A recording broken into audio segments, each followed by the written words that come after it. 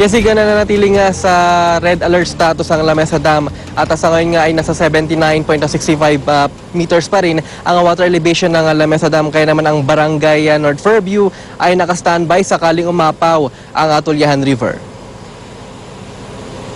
24 oras na naka-standby ang mga opisyal ng barangay North Fairview sa Quezon City. Halos magdamag kasing inulan ang lugar, kaya naman ang mga gamit pang rescue inihanda na nila. Sa rescue mobile vehicle na ito, nakahanda mga life vests, salbabida at medicine kit.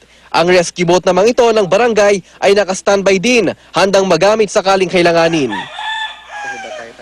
Naka-alerto sa totoo lang, kararating namin minonitor namin mga area na dating nababaha. Pero ngayon normal. Dito sa Tulyahan River sa Sitio 1, bagamat hindi pa gaanong tumataas ang tubig, binabantayan pa rin daw ng barangay. Yung kinatatakot natin, yung paris nung bagyo ba ng Undoy na wag naman na sana mangyari sa ngayon. Bakit ano nangyari noon, sir? Ay talagang tinatangay ng agos yung mga bahay, lalo na yung malalapit sa creek. Ang covered court na ito ng barangay, inihahanda na rin upang maging evacuation center sakaling kakailanganing lumikas ng mga residente.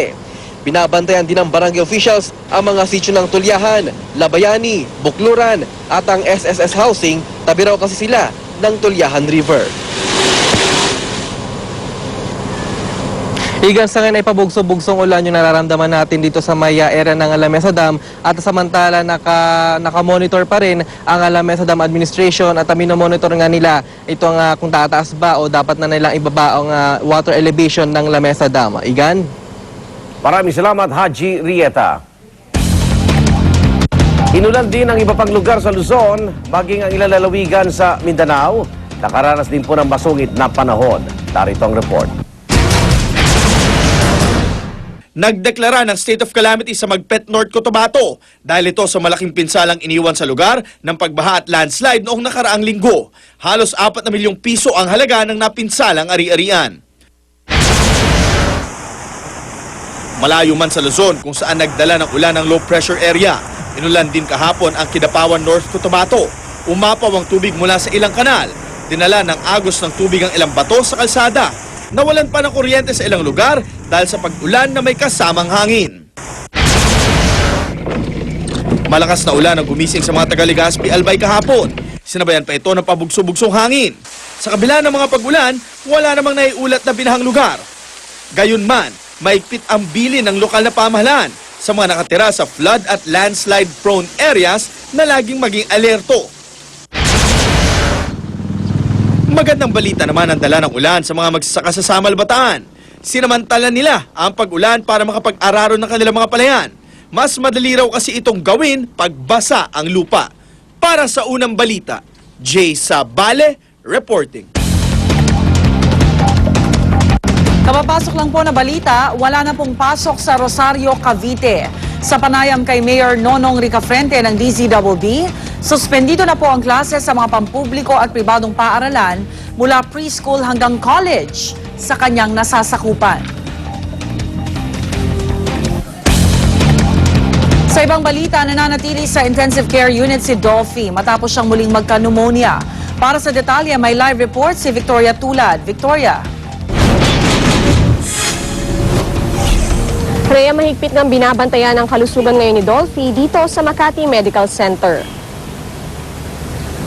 Sa inilabas na medical bulletin ng ospital, nagkaroon daw muli ng pneumonia ang Comedy King. Ito na raw ang 12 beses na nagka-pneumonia si Dolphy, isang komplikasyon na maaaring magpalala sa kanyang sakit na chronic obstructive pulmonary disease o COPD.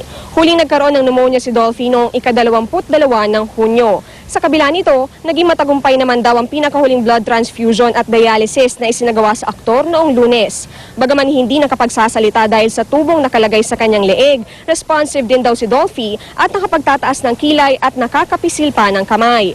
Bumuti na rin ang kanyang heart rate, blood pressure at iba pang vital signs noong mga nakaraang araw. Ayon sa Makati Medical Center, nananatili pa rin si Dolphy sa intensive care unit. Sa ika-25 ng Hulyo, ipagdiriwang ng Comedy King ang kanyang 84th birthday. Kaya ganoon na lang ang pagdarasal ng kanyang mga mahal sa buhay at tagahanga na bumuti ang kanyang lagay. Ayon sa pamilya ni Dolphy, nakikita pa rin naman daw ng mga doktor na bumubuti ang kanyang kondisyon. Rhea, sa ngayon ay nakaantabay pa rin tayo para sa pinakabago o pinakahuling medical bulletin mula sa ospital at sa mga dadalaw sa Hari ng Komedya. At yan muna ang latest mula rito sa Makati Medical Center. Balik sa inyo, Rhea. Maraming salamat, Victoria Tulad. 5 aso po ang tinangkang gawing asusena sa San Carlos, Pangasinan. Nasagip po ng mga otoridad. Kasunod po nito nanawagan ng isang grupo na bigatan pa ang parusa sa mga lalabag sa batas laban sa pagkatay ng aso. Darito ang report.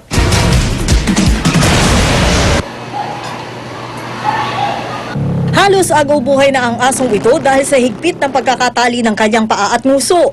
Hirap na rin sa paghinga ang isa pang asong nakasilid sa sako. Ang 3 namang ito, handa na rin katayin.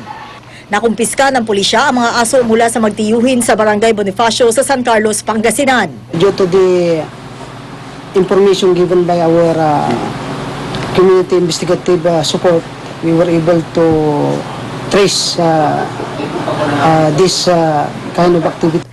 Nasamsam din mula sa mga suspect ang 2 kutsilyo at improvised dog catcher. Sir, hindi niyo po ba alam na bawal ang magkatay ng aso? Alam ko po na bawal, kaya lang po marami akong anak, kaya yun, ginagawa ko yun para mayroon panggastos naman yung mga anak ko. Sasampahan ng paglabag sa Animal Welfare Act ang magtiyuhin.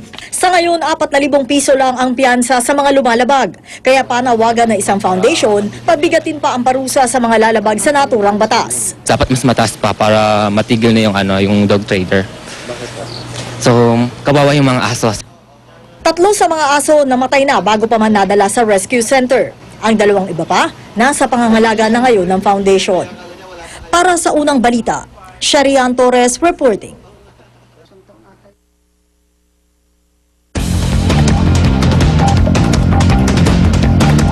Kaugnay po sa sitwasyon sa Manila, makakausap po natin si Manila Mayor Alfredo Lim.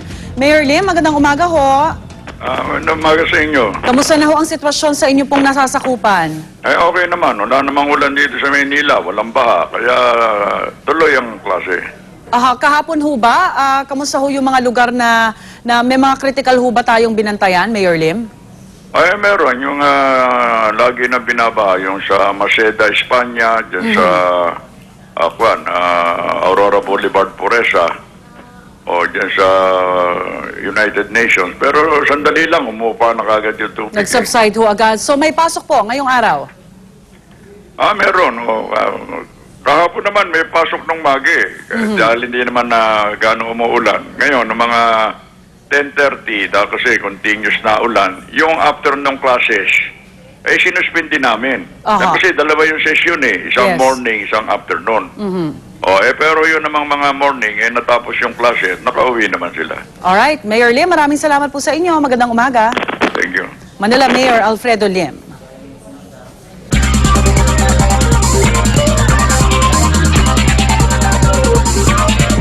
Katie Holmes, maliit lang daw ang makukuhang mula sa assets ni Tom Cruise kapag naging effective na ang kanilang divorce. Ayon sa report ng Hollywood TV, posibleng makuha lang ng aktres kung ano man ang yamang meron siya bago pakasalan si Tom Cruise dahil sa pinirmahang prenuptial agreement ni Katie. May close sources naman na nagsasabing walang pakialam dito ang aktres pero gusto raw niyang humingi ng child support mula sa aktor. Samantala, nanguna sa listahan ng highest paid actors ng Forbes.com si Tom Cruise. Tinatayang kumita siya ng $75 million o tinatayang 3.1 billion pesos mula May 2011 hanggang May 2012.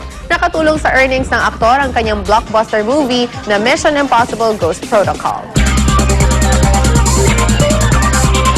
Tinitili ang K-pop group na Super Junior, mas esa na kuha ang atensyon ng kanilang latest album. Inirelease lang nitong July 1 ang 6th album na Sexy, Free, and Single at agad nilang naramdaman ang mainit na reception sa kanilang mga kanta. Sa katunayan, nanguna nga sa South Korean music charts ang 10 kanta sa latest album. Excited din ang K-pop group sa kanilang music video para sa title song na Sexy, Free, and Single dahil ipinakita raw nila ang kanilang sexiness dito. Don't go away. I'll be back with more of our morning chikahan maya-maya lang. Rhea? Salamat Luan, ginawaran po ng Safe Surfer Awards sa 2012 CAT Awards ang Think Before You Click campaign ng GMA Network. Ayon sa mga nangasiwa, isa raw epektibo